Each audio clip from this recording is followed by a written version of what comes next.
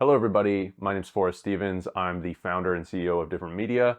The interview that you're about to see was an interview I originally shot for the feature-length documentary called The Legal and Underground Scene of Magic Mushrooms.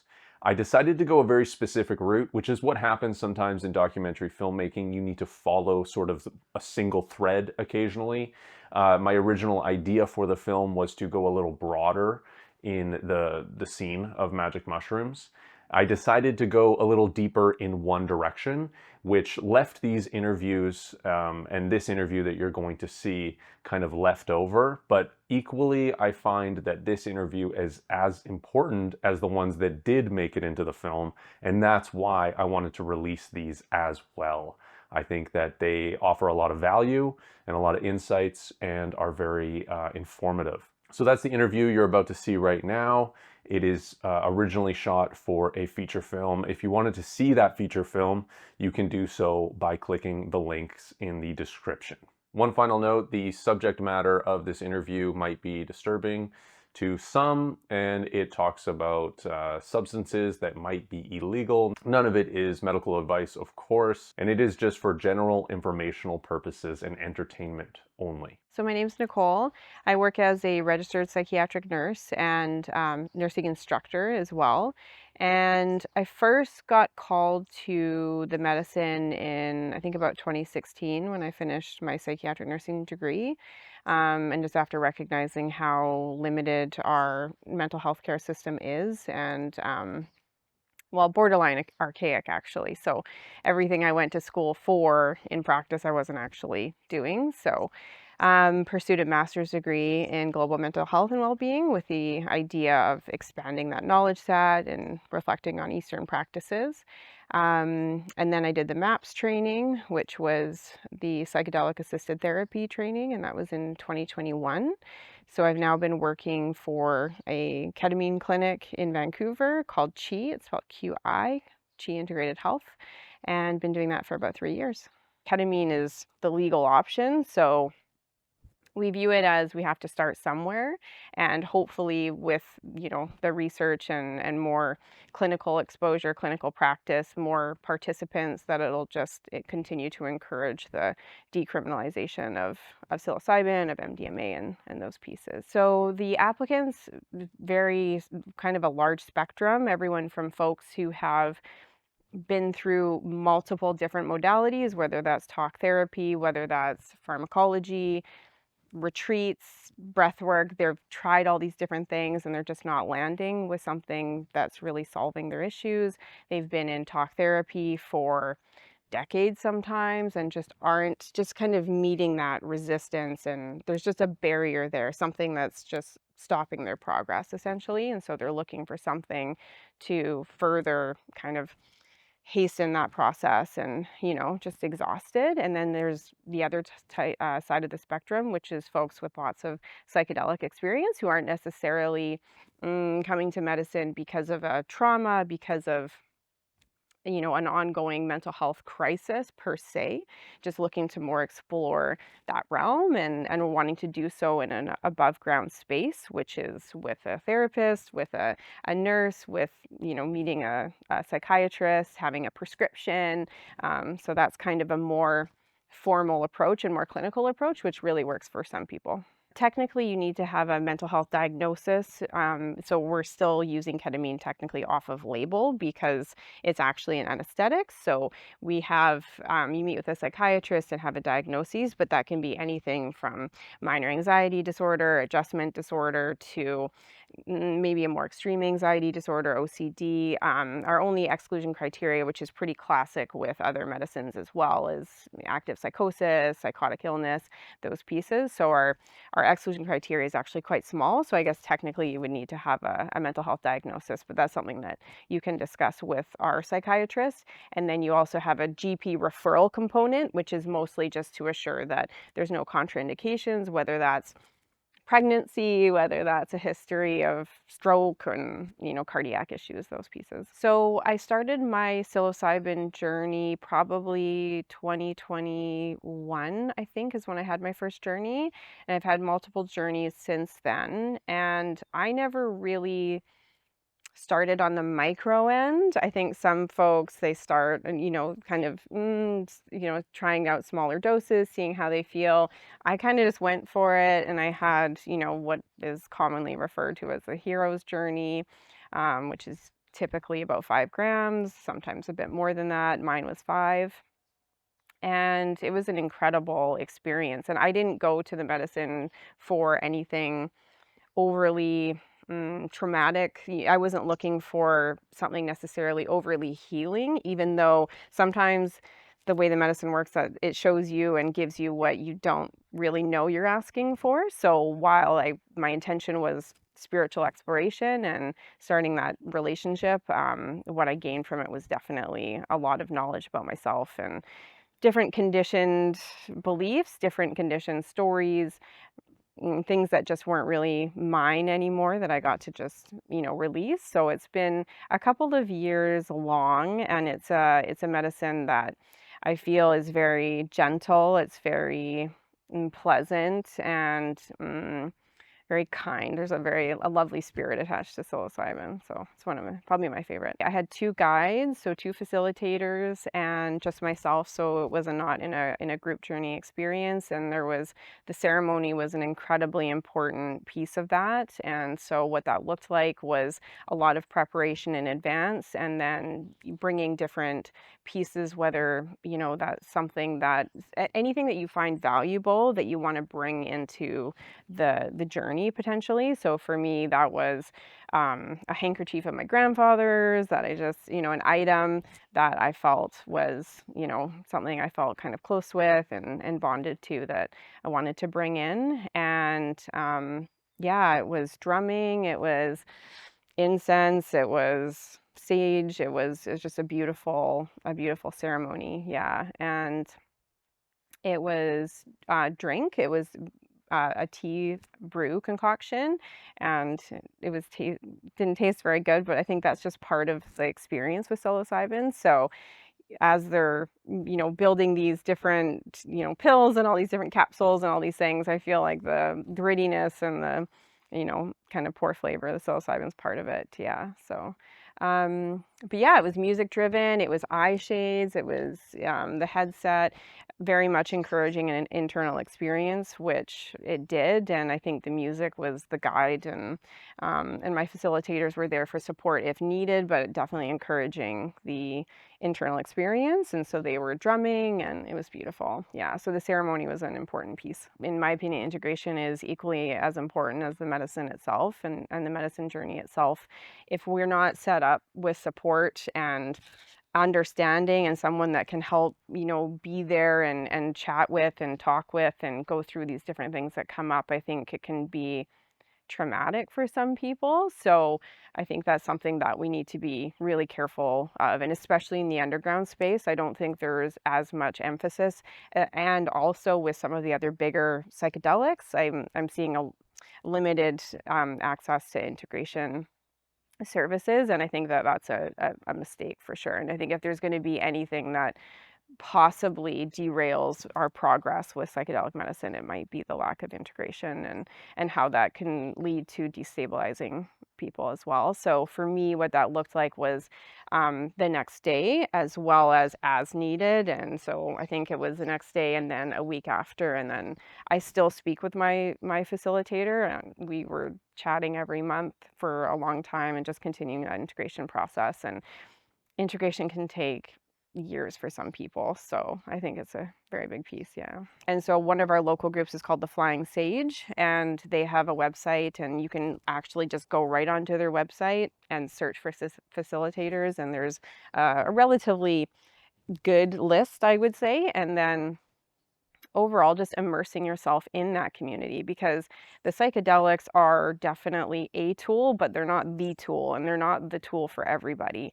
And the community support is, as like kind of like integration, that's part of the medicine, that's part of the healing, is being able to meet people with that like mind and like common interests. And so with that, it's essentially Google searching. It's actually quite simple, or social media, and then going to different events, whether it's breath work and those pieces. And even at Chi, for example, They have breath work, they have all different types of RMT and massage and acupuncture, and they host breath work too. And then they also have biweekly integration sessions. So the community is thriving and it's quite accessible, in my opinion. I can't speak to the above ground psilocybin. I can speak to the above ground with regards to the ketamine.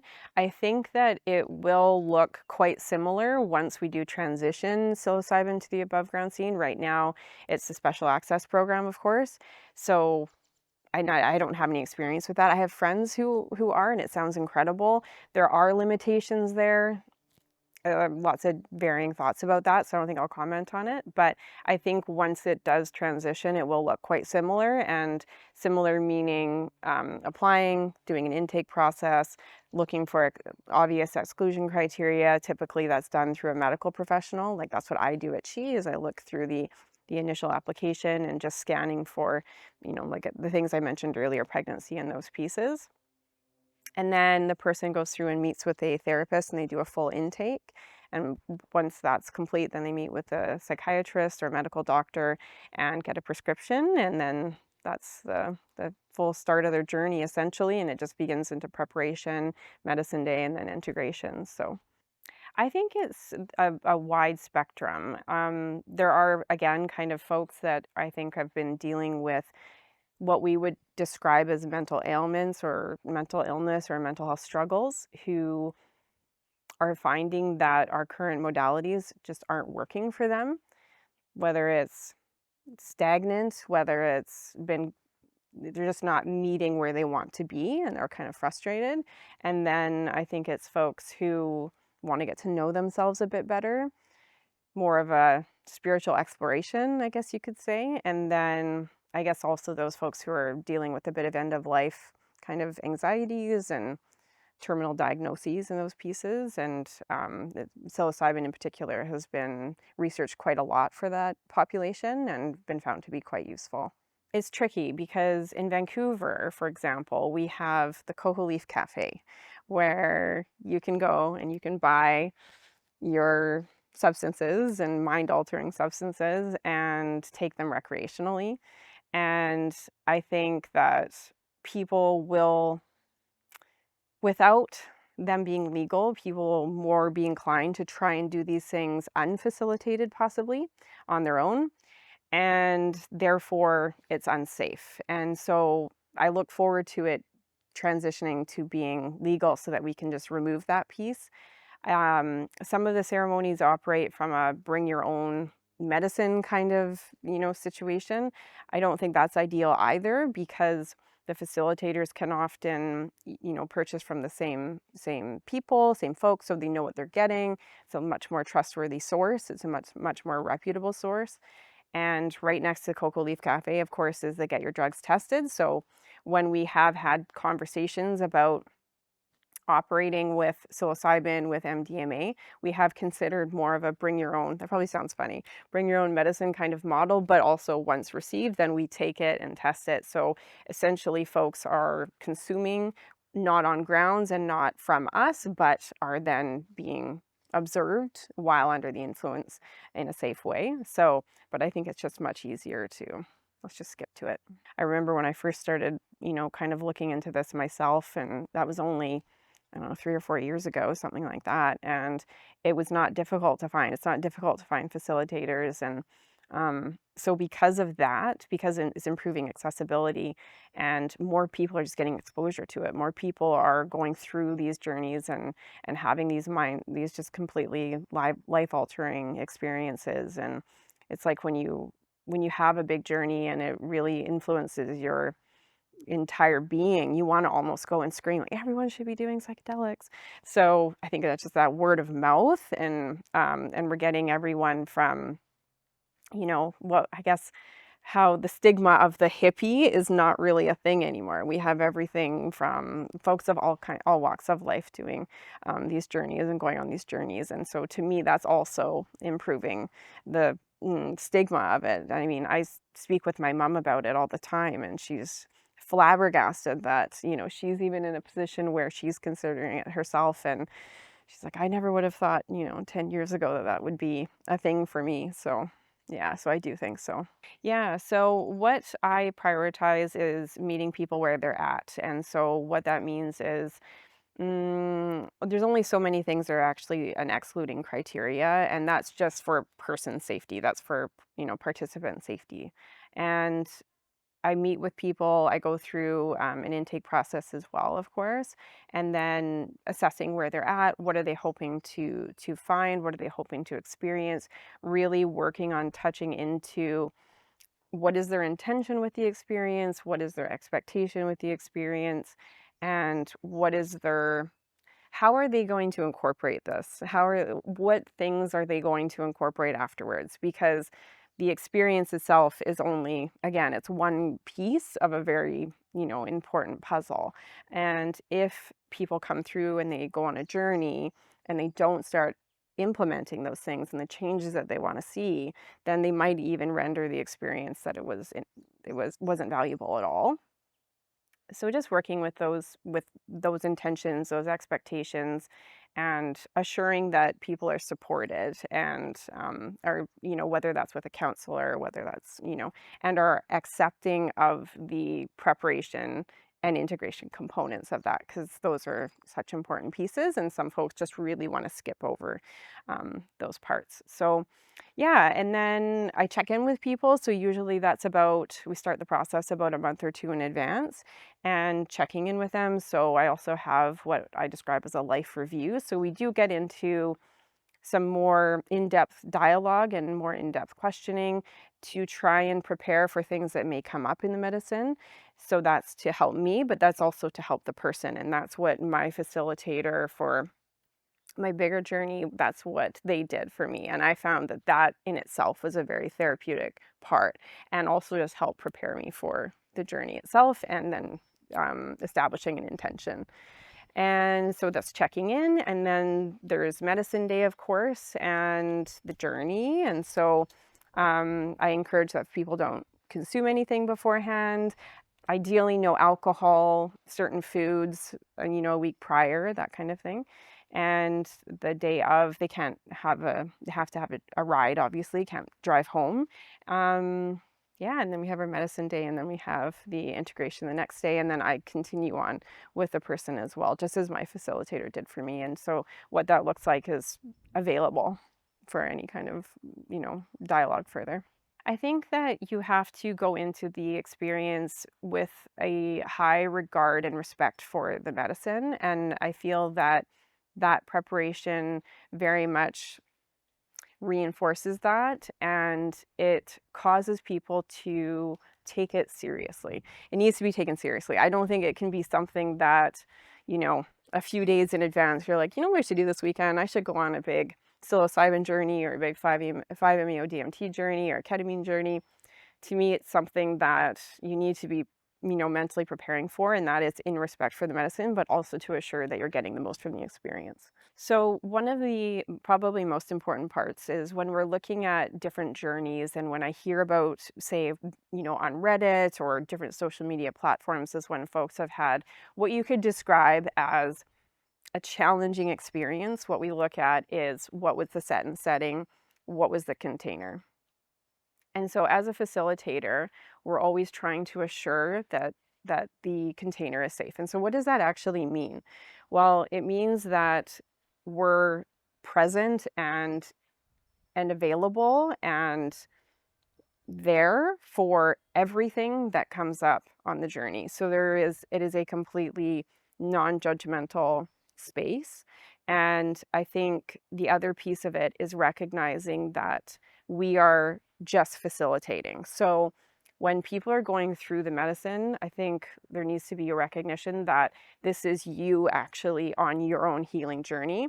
We are just as facilitators of making sure you're safe doing so, but this is your inner healing intelligence speaking. So a lot of the times after the fact, people are and oh, that was so amazing and thank you so much. And there's no ego in the medicine. Hopefully there is, but there shouldn't be. And I think there just should be recognition that it's you that's doing the healing, not the facilitator. And I find the medicine serves what the medicine's going to serve, and it's not necessarily what you want, but it is likely what you need. It can be everything from a mystical experience to anger to sadness to grief to an entirely somatic experience. Um, a disassociative experience like ketamine, where we have folks come back and they're describing, you know, Interstellar, like that movie, and Inception, like that movie. So I do think that there is a bit of a belief that there's this big mystical experience and people are hoping that that's what it's going to be. But again, that touches on the expectations that I was talking about earlier and why the preparation is so important, because any kind of expectation is a bit of dangerous territory in the psychedelic space, I think. You can come out and be disappointed, absolutely. You can come out feeling really frustrated, feeling like it was a waste of time. And I think that's why there is a difference between expectation and intention, and those things I think need to be distinguished. And that's where the preparation piece and a good facilitator will come in. You want people to get the most from the experience. And I think, unfortunately, most people who are keen to share about their psychedelic experiences have had the mystical experience as well. So I think that's what's kind of fed into this belief that it's going to be this big, I'm going to meet God, and maybe, but maybe not. And maybe it'll be, some venture through a childhood memory. It can unpack memories. It can be very difficult. It can be scary, and you can face a lot of challenge in the medicine to explore and land with what you're wanting that to look like. And so if you're wanting it to look like something clinical, as in like what we offer in the ketamine, which is, working with a nurse, working with a therapist, seeing a doctor, in advance, then I would be cognizant of that, and then I would look towards the Theracell, pardon me, and then explore the underground space. And so that would be just through, immersing myself in the psychedelic community and starting to make connections there, and meeting with facilitators in advance, going through what is their experience, what are their values, what does a safe container mean to them? Do they appreciate the preparation and integration components? Mm, yeah, and then I would explore what does that setting look like? Is it something that you're comfortable with? Are you more comfortable maybe in a forest setting outside? Are you more comfortable in, a group setting, one-on-one setting, those types of things? So I would kind of look at what's available, what are the options, and what do I want this journey to look like. But I think the most important piece is having a very trusting relationship with your facilitator, because must be the most vulnerable position to be in, to be under a psychedelic influence. So you want to be able to completely surrender and allow whatever is going to come up with the medicine, and to do so you need to be trusting that you're in a safe space. I'm hoping that we can get to a place where it is readily accessible in an above ground setting for everybody, that financials are not relevant, that folks of all walks of life can access it, and that it can be tailored to what they would like that experience to be, because not everybody wants an underground experience. Not everyone wants an above ground experience. Not everyone wants a Costa Rica, ayahuasca experience. So how can we tailor that to meet everyone's needs, and that we can have more open conversations about it? Because I think the community is part of the healing, and being able to be yourself in a non-judgmental space is part of the medicine, and that's part of the healing. And what we need is collective healing. So more access to these medicines, I think, is what I'm really hoping for. And I do think that's where we're trending. I know with ketamine, some of the clinics are closing. I don't know why that is. I don't know if it's because a lot of folks in the psychedelic community don't feel that synthetic medicines are true psychedelics. There's a lot of debate about that. Is that the medicine talking to us? Maybe. I'm not really too sure, but hopefully we can just have it all be readily available to people as another modality to improve their mental health. Right now, we are in a weird space globally with magic mushrooms. Although there are many places where they're outright legal or decriminalized, like Brazil, Portugal, and many areas of the US like Denver, DC, Seattle, and Oregon. One of the messiest battlefields of psilocybin law reform is my home nation of Canada. Psychedelic mushrooms are technically illegal, but try telling the police that, with new magic mushroom dispensaries popping up all the time in major cities. Plus, if you don't want to go out to buy your mushrooms, just get Canada Post to deliver them to your door. Magic mushrooms in Canada are available medically, but it seems like you almost need to be dying to get access to them. There's even publicly traded companies that have their profits tied up in some way with magic mushrooms. To me, it seems like magic mushrooms are at a similar place to where we were in 2018 when Canada legalized cannabis. I decided to look into this more and talk to two people who have been battling for psilocybin drug reform, one doing it above the board with Health Canada, and one doing it through active civil disobedience.